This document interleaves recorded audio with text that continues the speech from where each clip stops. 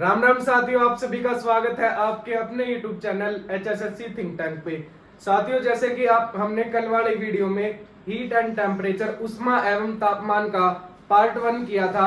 आज उसी पार्ट को हम आगे लेकर चलेंगे और आज हम जो पढ़ने वाले हैं उनमें से हम टाइप ऑफ हीट पढ़ेंगे और मोड ऑफ हीट ट्रांसफर पढ़ेंगे और एक ट्रिपल पॉइंट होता है उसको हम देखेंगे आज साथियों। तो स्टार्ट करते हैं ज्यादा समय ना लगाते हुए। टाइप ऑफ हीट यानी हीट के प्रकार, उष्मा के प्रकार।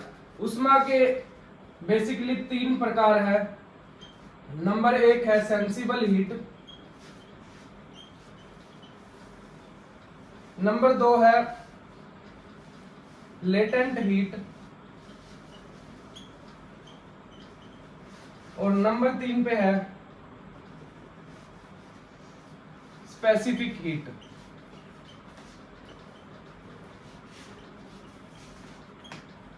सेंसिबल हीट को हम बोलेंगे हिंदी में संवेदनशील उष्मा। संवेदनशील उष्मा। बात करें लेटेंट हीट की तो इसे गुप्त उष्मा बोला जाता है। और तीसरा जो प्रकार है उसे विशिष्ट हीट या विशिष्ट उष्मा हम बोलेंगे। तो शुरू करते हैं सेंसिबल हीट यानी कि संवेदनशील उष्मा से। सेंसिबल हीट जैसा ही नाम से पता चल रहा है, सेंसिबल हीट जिसको हम सेंस कर सकते हैं, फील कर सकते हैं, वो हीट कौन सी होगी? सेंसिबल हीट होगी। यानी किसी बॉडी के अंदर वेस्टेड जो हीट है या किसी वस्तु के अंदर, पदार्थ के अंदर जो निहित उष्मा ऊर्जा होगी उसे हम सेंसिबल हीट का नाम देंगे। यानी कि heat wasted in a body, heat wasted in a body यानी पदार्थ में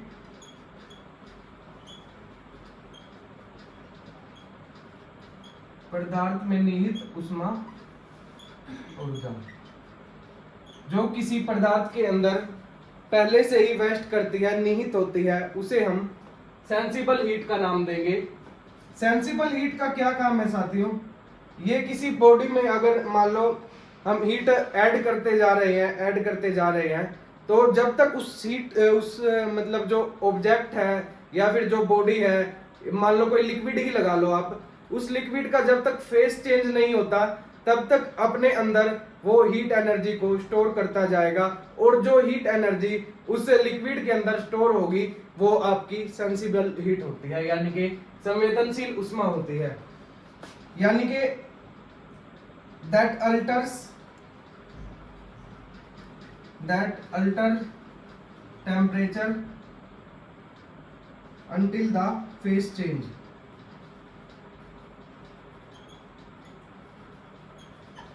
यानी कि जब तक किसी भी पदार्थ का जो फेस है वो चेंज नहीं होता तब तक वो जितने अपने अंदर कैपेसिटी रखता है हीट को स्टोर करने की, तो उस ऊर्जा को हम उस उष्मा को, उस हीट को हम बोलेंगे सेंसिबल हीट। मान लो कि ये कोई बर्तन है और इसमें एक लिक्विड है, पानी ही लगाओ, तो इसको हम हीट करते जा रहे हैं। ये मान लो 50 डिग्री सेल्सियस पे था और हीट करते करते इसका टेम्परेचर आपका 90 डिग्री सेल्सियस हो गया है। तो आप देखेंगे कि इसमें जो लिक्विड है उसका फेस चेंज नहीं होगा, यानी वो पहले भी लिक्विड स्टेट में था यानी तरल अवस्था में था और 90 डिग्री पे आने के बाद भी तरल अवस्था में है, उसके फेस में, उसकी स्थिति में कोई चेंज नहीं हुआ। तो ये जो इसने 50 डिग्री से 90 डिग्री सेल्सियस पे आने के लिए जितनी भी हीट को ऐड किया है, यानी इसमें जितनी भी हीट की अमाउंट हमने ऐड की है, तो वो कौन सी हीट होगी? ये सेंसिबल हीट होगी, यानी संवेदनशील उष्मा इसे हम कहेंगे। यानी कि जब तक फेस चेंज नहीं होता किसी भी लिक्विड का, तो जब तक वो हीट अपने अंदर स्टोर कर जाता है तो उस हीट को हम सेंसिबल हीट यानी संवेदनशील उष्मा का नाम देंगे। बात करते हैं सबसे ज्यादा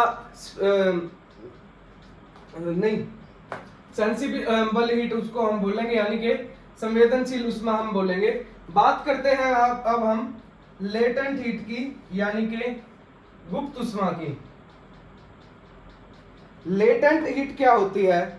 जब किसी लिक्विड का या किसी भी मतलब पदार्थ का जब फेस चेंज होता है, यानी उसकी जो अवस्था है, सॉलिड, लिक्विड या गैस, जो भी कोई भी अवस्था में हमारे पास जो मैटर प्रेजेंट है, जिसको हम ले रहे हैं, सब्जेक्ट मान रहे हैं, उसकी जब फेस चेंज होती है ना, तो कोई ना कोई उष्मा जनरेट होती है, यानी कि हीट जनरेट होती है।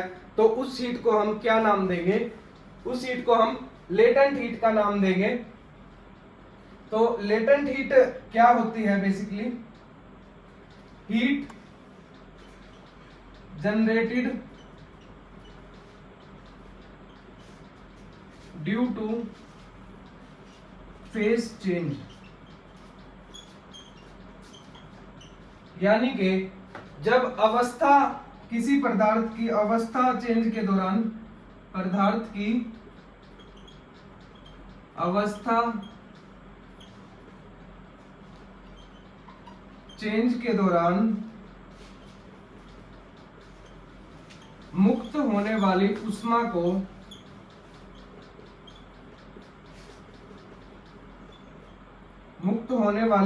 को गुप्त उष्मा कहा जाता है या लेटेंट हीट कहा जाता है।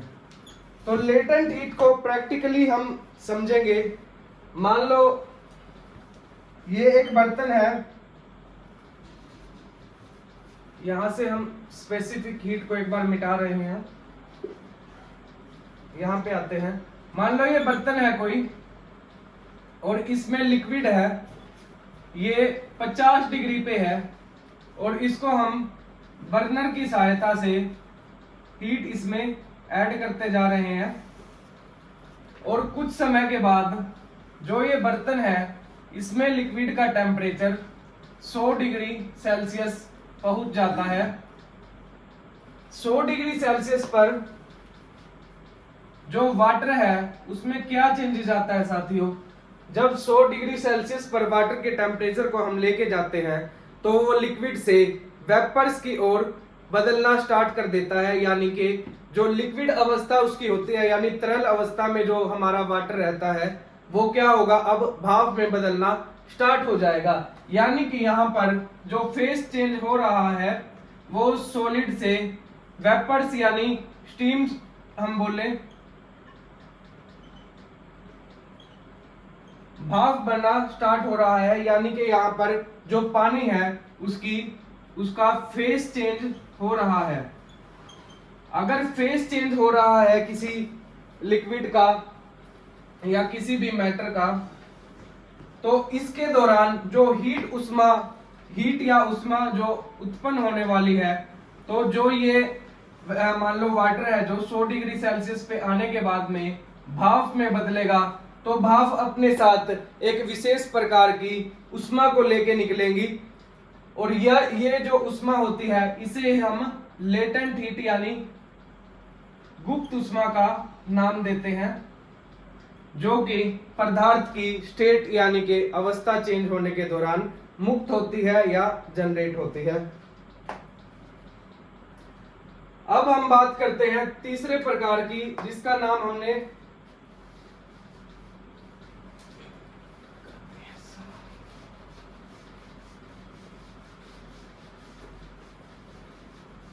आइए अब हम बात करते हैं तीसरे प्रकार की, जिसका नाम है स्पेसिफिक हीट यानी कि विशिष्ट उष्मा।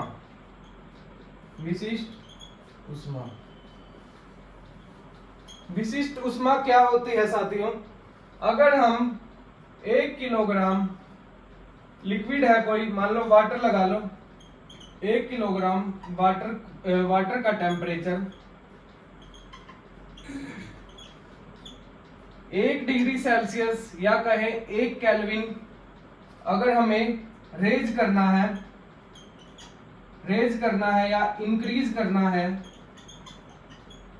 1 किलोग्राम वाटर का टेम्परेचर 1 डिग्री सेल्सियस या 1 केल्विन इंक्रीज करने के लिए आवेशक ऊर्जा, आवेशक उष्मा ऊर्जा क्या कहलाती है? स्पेसिफिक हीट कहलाती है, यानी कि विशिष्ट उष्मा कहलाती है। विशिष्ट उष्मा का नाम दिया गया है इसे। यानी 1 किलोग्राम पानी का टेम्परेचर 1 डिग्री सेल्सियस या 1 केल्विन इंक्रीज करने के लिए उस लिक्विड इंक्रीज करने के लिए जितनी भी उष्मा की आवश्यकता हमें पड़ने वाली है उसे हम स्पेसिफिक हीट कहेंगे, यानी कि विशिष्ट उष्मा इसे कहा जाएगा। एक इंटरेस्टिंग बात है स्पेसिफिक हीट की कि हर एक लिक्विड के लिए या हर एक मैटर के लिए स्पेसिफिक हीट जो है वो फिक्स रहती है। स्पेसिफिक हीट जो होती है फिक्स होती है, यानी कि निहित होती है हर एक लिक्विड के लिए। अगर बात करें हम सबसे ज्यादा स्पेसिफिक हीट किसकी है, हीट किसकी है, तो ये है वाटर की, यानी कि जल की, जो कितनी है 4200 किलो जूल पर केजी केल्विन। अगर बात करें हम सबसे कम स्पेसिफिक हीट किसकी है, तो वो किसकी है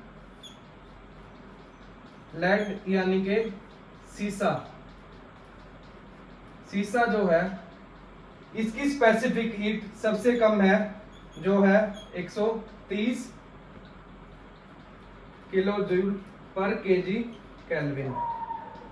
अगर बात करें हम वाटर की स्पेसिफिक हीट कितनी है, तो वाटर की स्पेसिफिक हीट है हमारी 4.18 और कहीं कहीं इसको 4.2 भी 20 या 2 भी मिल जाता है, तो इसमें विचलित होने वाली कोई बात नहीं है। यानी वाटर की जो स्पेसिफिक हीट है उसका जो फ्रैक्शनल वैल्यू में अगर बात करें तो 4.18 और कहीं कहीं 4.2 या 4.20 भी मिल जाता है। अब बात करते हैं हम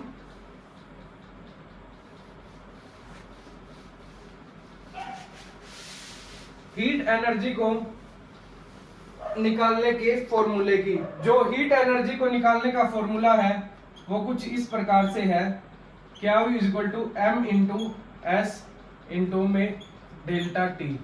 यहाँ पे Q जो है हीट एनर्जी है हमारी, यानी कि उष्मा है। बात करें M की तो ये है मास, यानी कि द्रव्यमान।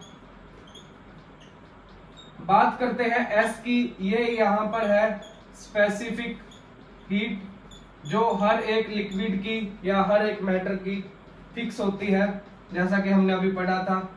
यह है स्पेसिफिक हीट, यानी कि विशिष्ट प्रकार की उष्मा, विशिष्ट उष्मा। बात करते हैं डेल्टा टी की, ये यहाँ पर है चेंज इन टेम्परेचर, यानी ताप में बदलाव। अगर बात करें हम स्पेसिफिक हीट निकालने की, किसी भी मैटर से हम स्पेसिफिक हीट को कैसे निकाल सकते हैं, तो इस फॉर्मूले से हम कुछ इस प्रकार से डिराइव कर सकते हैं। Q अपॉन में M इंटू में डेल्टा टी। तो जो स्पेसिफिक हीट निकालने का फॉर्मूला है उसको हम कुछ इस प्रकार से लिख सकते हैं। अब बात करते हैं इसकी यूनिट की, यानी कि इकाई की। स्पेसिफिक हीट की इकाई क्या रहने वाली है हमारी, बात करते हैं उष्मा की। उष्मा की जो एसआई यूनिट है उसे हम जूल का नाम देते हैं, और मास की क्या है किलोग्राम, इनटू में टेम्परेचर की क्या है केल्विन। तो अगर बात करें स्पेसिफिक हीट की तो उसे हम जूल पर केजी केल्विन भी कहते हैं। अगर हम किसी एग्जाम्पल की बात करके उसमें हीट एनर्जी कितनी जनरेट होती है वो निकालना चाहे तो हम उसे किस प्रकार से निकाल सकते हैं।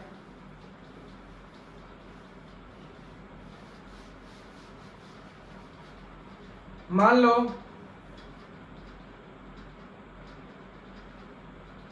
इसमें 100 ग्राम वाटर हमने लिया है और इसको हीट कर रहे हैं। तो ये पहले 50 डिग्री सेल्सियस पे था और बाद में जाके 70 डिग्री सेल्सियस पर हो जाता है हीट करने के बाद।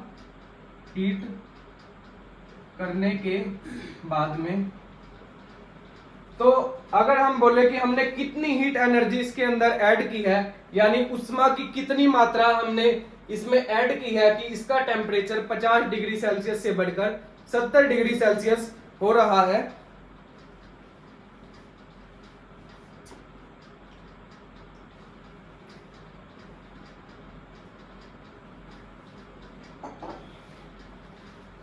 तो अगर हमें अमाउंट ऑफ हीट एनर्जी इसमें कितनी हमने इंक्रीज की है वो निकालना है, तो वो इस प्रकार से होगा m यानी कि मास जो क्या है हमारा 100 ग्राम है। और हमें पता है ये लिक्विड जो हमने इसके अंदर लिया था वो क्या था, वाटर था। और वाटर की एक स्पेसिफिक हीट आपको बताई गई थी 4.18 या 4.20। अगर हम यहाँ पे 4.20 लेते हैं और चेंज इन टेम्परेचर कितना है, पहले टेम्परेचर 50 डिग्री सेल्सियस था और हीट करने के बाद टेम्परेचर 70 डिग्री सेल्सियस हो गया है। तो चेंज इन टेम्परेचर क्या होगा, 70 डिग्री सेल्सियस माइनस के 50 डिग्री सेल्सियस। अगर इसे सोल्व करें तो हमें ये प्राप्त होगा और ये जो आएगा हमारा ये क्या होगा, हीट एनर्जी जो हमने 50 डिग्री सेल्सियस से 70 डिग्री सेल्सियस पहुंचाने के लिए बर्नर के द्वारा कितनी हीट एनर्जी हमने उसमें ऐड की है, यानी वाटर में कितनी हीट एनर्जी को हमने इंक्रीज किया है, तो उसकी वैल्यू यहां से आ जाएगी। अब हम पढ़ते हैं मोड ऑफ हीट ट्रांसफर, यानी कि हीट को किस किस तरीके से ट्रांसफर किया जा सकता है। मोड ऑफ हीट ट्रांसफर,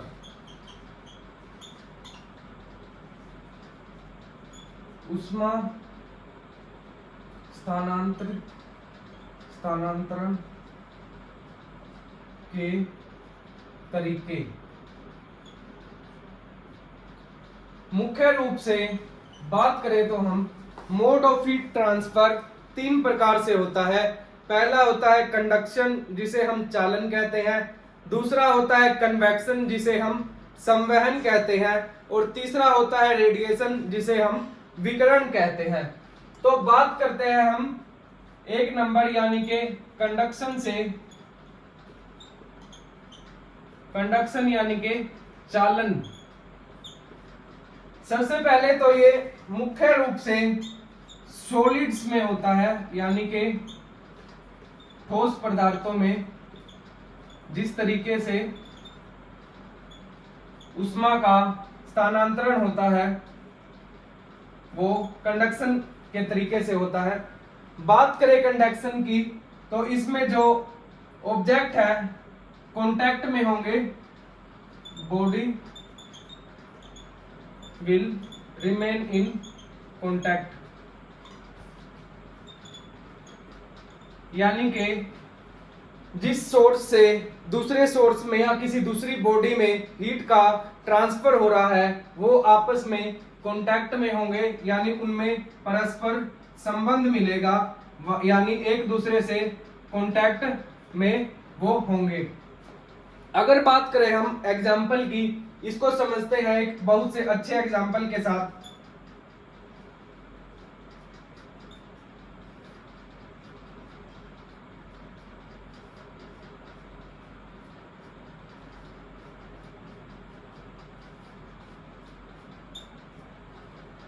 मान लो मुझे कोई ये ऑब्जेक्ट है और इस ऑब्जेक्ट को इस बंदे के पास में पहुंचाना है, तो मैं क्या करूंगा, इस ऑब्जेक्ट को दूंगा 1 नंबर को, और ये आपस में मिलकर बैठे हुए हैं, एक दूसरे से सटकर बैठे हुए हैं। तो मैं पहले इस ऑब्जेक्ट को दूंगा 1 नंबर को, 1 नंबर देगा किसको, 2 नंबर को, 2 नंबर किसको देगा, 3 नंबर को, 3 नंबर किसको देगा, 4 को, और फाइनली हमारा ऑब्जेक्ट है 5 नंबर, यानी जिसके पास हमें इसको पहुंचाना था उसके पास में ये ऑब्जेक्ट है पहुंच जाएगा। तो यहां पर इन जो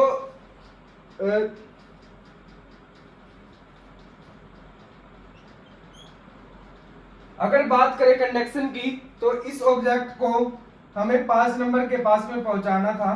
तो क्या किया, आपसी संबंध के कारण एक इसको देता गया, 2 इसको, 3 इसको, 4 इसको और 5 इसको। तो हमारा ऑब्जेक्ट जहां पर हमें ऑब्जेक्ट को पहुंचाना था वहां पर पहुंच जाता है। तो कंडक्शन में कुछ इसी प्रकार से होता है। मान लीजिए ये एक मेटल की रोड है और इसको हम यहां पर हीट कर रहे हैं बर्नर की सहायता से। तो आपको पता है मेटल्स में क्या होता है, यानी सॉलिड ऑब्जेक्ट्स में क्या होता है, जो इसके मॉलिक्यूल्स होते हैं आपस में कुछ इस प्रकार से सटे हुए होते हैं बिल्कुल। इनके बीच का जो इंटरमोलिक्यूलर फोर्स होता है वो वेरी स्ट्रॉन्ग होता है, यानी बहुत मजबूत होता है, जिसके कारण ये एक दूसरे से चिपके रहते हैं। अगर बात करें हम हीट ट्रांसफर की यानी कंडक्शन की, जो मेनली किसमें होता है, सॉलिड्स में होता है। तो अगर इसको हम हीट करेंगे तो धीरे धीरे ये मॉलिक्यूल्स क्या है, हीट एनर्जी को सप्लाई करते जाएंगे और धीरे धीरे ये जो मेटल रोड है कंप्लीटली हीट हो जाएगी।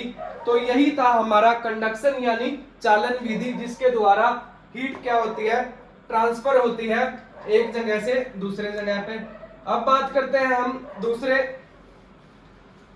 दूसरे मोड की या दूसरे तरीके की, जिसका नाम है कन्वेक्शन। कन्वेक्शन मेनली किस में होता है, लिक्विड्स एंड गैसेस, यानी कि तरल व गैस में कन्वेक्शन के द्वारा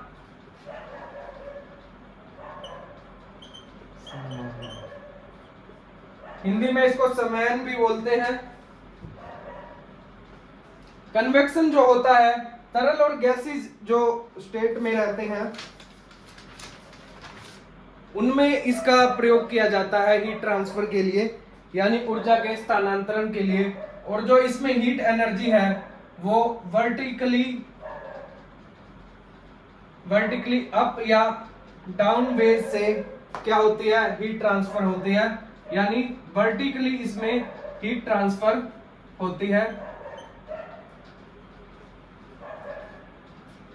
यानी इसमें क्या होता है, कन्वेक्शन में मीडियम के जो मॉलिक्यूल्स होते हैं, मीडियम के मॉलिक्यूल्स जो होते हैं हीट ट्रांसफर करने में काम आते हैं। मीडियम के मॉलिक्यूल्स हीट ट्रांसफर करने का काम करते हैं।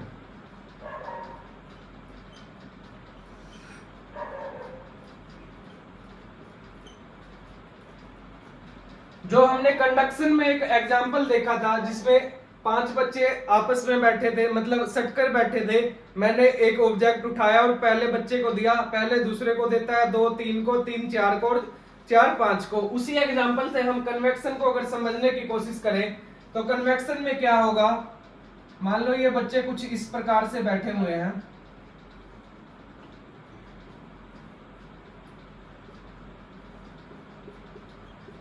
मुझे ये ऑब्जेक्ट था कोई, इसको 5वें बच्चे तक पहुंचाना है। तो कन्वेक्शन जो यानी संवहन जो होता है, इस प्रक्रिया में क्या होता है, ये जो 1 नंबर वाला बच्चा बैठा है ये खुद उठकर जाएगा और 5 नंबर को वो ऑब्जेक्ट दे आएगा। और मेरा मेन पर्पस क्या था कि मुझे ये ऑब्जेक्ट 5 नंबर तक पहुंचाना था। यानी लिक्विड्स और गैसेस में जो हीट ट्रांसफर का मोड है वो संवहन होता है, यानी कि कन्वेक्शन होता है। इसमें क्या करेगा, ये जो 1 नंबर वाला व्यक्ति है ये उठेगा और 5 नंबर को जाके डायरेक्टली ऑब्जेक्ट को इसको ट्रांसफर कर देगा। उसी प्रकार से एक्चुअल में यानी वास्तविक रूप से अगर हम देखें क्या होता है कन्वेक्शन में, मान लो ये कोई केतली है और इसके नीचे हमने हीट का कोई सोर्स पैदा किया हुआ है, ये बर्नर लगा हुआ है और इसमें पानी हमारा जो है भरा हुआ है। अब हीट एनर्जी यहां से निकल रही है और इस पूरे लिक्विड में हीट एनर्जी को क्या होना है, ट्रांसफर होना है। तो जो ऊपर की लेयर होगी ये नीचे की लेयर की अपेक्षा, यानी ये जो ऊपर वाली लेयर है, ऊपर की लेयर है, नीचे वाली लेयर से कम गर्म होगी, यानी कि जो नीचे वाली लेयर है सबसे ज्यादा हीट इसमें होगी। तो ये क्या करेगी, हीट को लेके अपने मॉलिक्यूल्स में ऊपर वाले जो लेयर है वहां पर जो वाटर के मॉलिक्यूल्स है उनको हीट ट्रांसफर करके आएगी। यानी कि जो सबसे नीचे वाली लेयर है ना वाटर की, वो हीट को लेगी अपने अंदर स्टोर करेगी और जो ऊपर वाले मॉलिक्यूल्स है जहां पर टेम्परेचर कम है वहां ले जाके उस हीट को छोड़ देगी। और ऊपर इस जो ये मॉलिक्यूल्स है अब ये ऊपर की तरफ जाएगा तो यहाँ पर स्पेस होगा, यानी एक वैकेंसी क्रिएट होगी।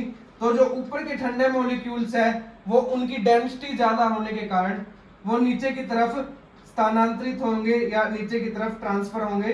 तो ये सर्कल, ये जो प्रोसेस है कुछ इस प्रकार से चलती जाएगी। जो हीटेड मॉलिक्यूल्स है वाटर के वो ऊपर की तरफ मूव करेंगे और जो कोल्ड मॉलिक्यूल्स है वो नीचे की तरफ आएंगे और वो हीट होके बाद में फिर ऊपर की तरफ हीट को ट्रांसफर करेंगे या हीट एनर्जी को ट्रांसफर करेंगे। कंडक्शन में एक और टर्म ऐड होती है, एडवेक्शन।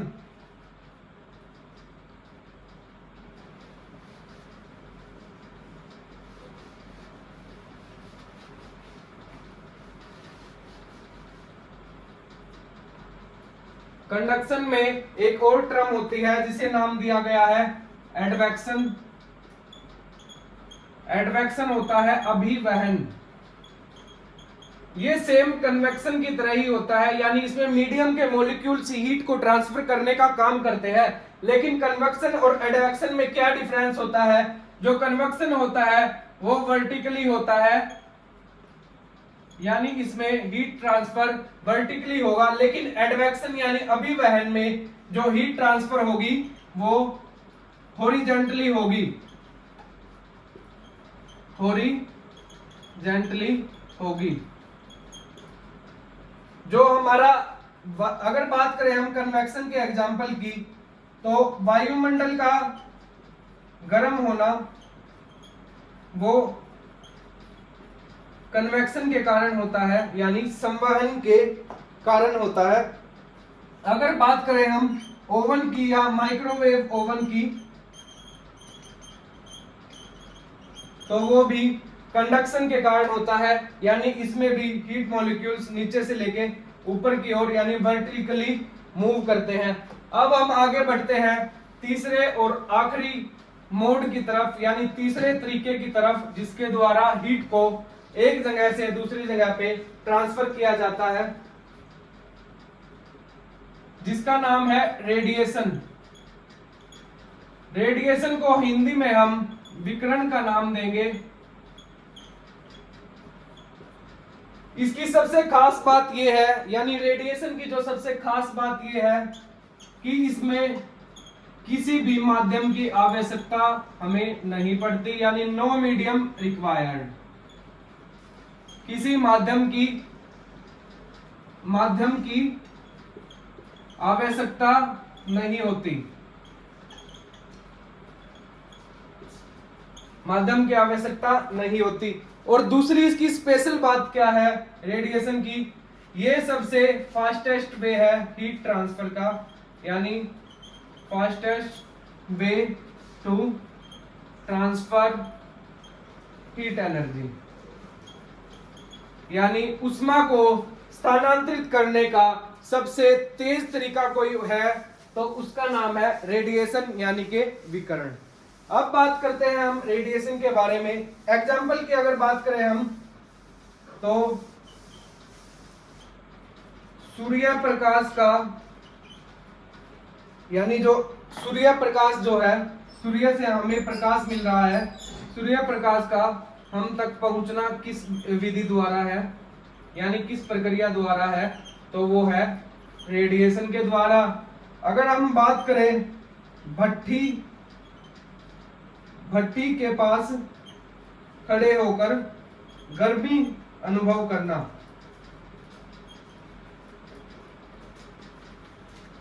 खड़े होकर गर्मी अनुभव करना, तो ये किसकी वजह से है?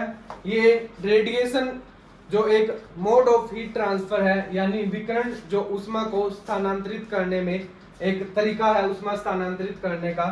तो ये एग्जाम्पल कई बार पूछ लिए जाते हैं कि कोई व्यक्ति किसी जलती हुई भट्टी के पास में खड़ा है और कुछ देर के बाद वो अपने आप में गर्मी महसूस करने लग जाता है, तो ये कौन से मोड ऑफ हीट ट्रांसफर के कारण संभव हो पाता है? तो इसका उत्तर होगा रेडिएशन यानी विकिरण। विकिरण विधि के द्वारा ही वो जो हीट भट्टी से जनरेट हो रही है, भट्टी से जो ऊष्मा पैदा हो रही है, वो रेडिएशन के द्वारा या विकिरण के द्वारा जो व्यक्ति उसके पास में खड़ा है उसको ट्रांसफर हो जाएंगी और उसकी हीट एनर्जी बढ़ने के कारण उसको गर्मी महसूस होने लग जाएगी। तो ये थे mode of heat transfer, conduction, convection and radiation, चालन, संवहन और विकिरण। और संवहन जो कन्वेक्शन था यानी संवहन था, उसमें हमने एक और टर्म को पढ़ा था जिसका नाम था एडवेक्शन यानी कि अभिवहन, जिसमें क्या होता था, हीट ट्रांसफर वर्टिकली ना होकर हॉरिजॉन्टली होता है, यानी कि क्षैतिज रूप में, जहां पर ऊष्मा का प्रसारण या ऊष्मा का स्थानांतरण हो रहा है, उस प्रक्रिया को एडवेक्शन यानी कि अभिवहन का नाम दिया गया है। अब हम आज के लास्ट पॉइंट या लास्ट टॉपिक की बात करते हैं जिसका नाम है ट्रिपल पॉइंट।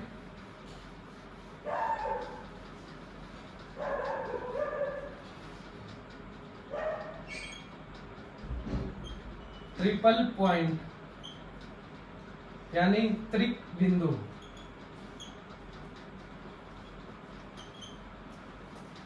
त्रिक बिंदु, त्रिक बिंदु क्या होते हैं? जिस बिंदु पर यानी जिस पॉइंट पर मैटर की तीनों अवस्था मौजूद हो, तीनों अवस्था मौजूद होती हैं,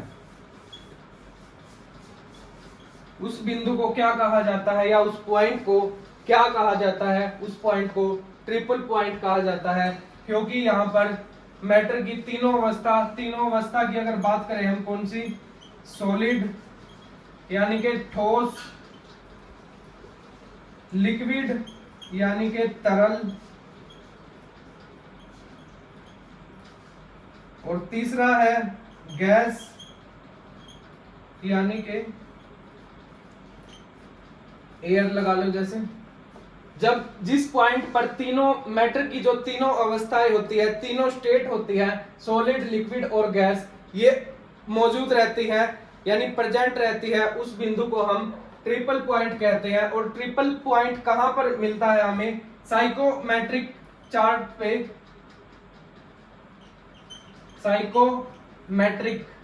साइकोमेट्रिक चार्ट होता है, उस पर ये ट्रिपल पॉइंट हमें मिलता है। तो दोस्तों आज के लेक्चर में बस इतना ही था।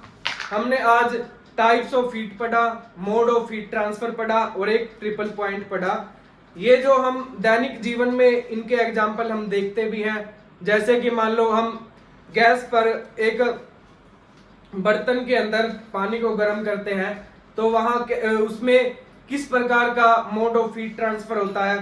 तो यहाँ पर दोनों प्रकार के मोड ऑफ हीट ट्रांसफर हो रहे हैं, क्योंकि जो बर्नर से जो गैस निकल रही है वो बर्तन जो है वो सॉलिड अवस्था में है। पहले बर्नर की गैस बर्तन को गर्म करेगी और बर्तन से जो लिक्विड में जो हीट का ट्रांसफर होगा वो कन्वेक्शन के द्वारा होगा, जबकि जो मेटल था, जो सॉलिड मेटल का जो हमने बर्तन लिया था, उसमें जो मोड ऑफ हीट ट्रांसफर है वो कंडक्शन है यानी कि चालन है। इस प्रकार से कई बार एग्जाम्पल में पूछ लिया जाता है कि गैस के ऊपर एक बर्तन में लिक्विड रखा हुआ है, या कोई मान लो लिक्विड में हम लगा लेते हैं दूध रखा हुआ है, गर्म करने के लिए, तो उसमें उष्मा का कौन सी प्रक्रिया द्वारा स्थानांतरण हो रहा है या कौन से मोड ऑफ हीट ट्रांसफर की हम इसमें बात कर रहे हैं। तो एग्जामिनर क्या है, बच्चों के फंसाने के लिए ऑप्शन दे देता है कि भाई कंडक्शन है, कन्वेक्शन है, कंडक्शन और कन्वेक्शन है, या इनमें से कोई भी नहीं है। तो इसका आंसर जो होगा कंडक्शन एंड कन्वेक्शन दोनों होगा, क्योंकि सबसे पहले बर्नर की जो हीट है बर्तन को गर्म करेगी, और सभी मेटल है, जो सभी सॉलिड मेटल्स है, मतलब कि वो सारे हीट के कंडक्टर है यानी उष्मा के चालक है। तो सबसे पहले इसमें कंडक्शन होगा, कंडक्शन के बाद जो लिक्विड उसके अंदर रखा हुआ है यानी दूध जो उसमें रखा हुआ है उसके अंदर हीट ट्रांसफर होगी, यानी वो कन्वेक्शन विधि के द्वारा होगी, संवहन विधि के द्वारा होगी। तो इसका आंसर होगा कंडक्शन एंड कन्वेक्शन बोथ, यानी कि चालन और संवहन दोनों विधियों का इसमें ऊर्जा स्थानांतरण के लिए प्रयोग किया गया है। आज के लेक्चर में इतना ही, मिलते हैं कल कुछ और नया चैप्टर लेके। तो वीडियो आशा करते हैं कि आपको वीडियो जो है हमारी पसंद आ रही होगी। अगर वीडियो पसंद आए लाइक करें, शेयर करें, सब्सक्राइब करें। जय हिंद, जय भारत।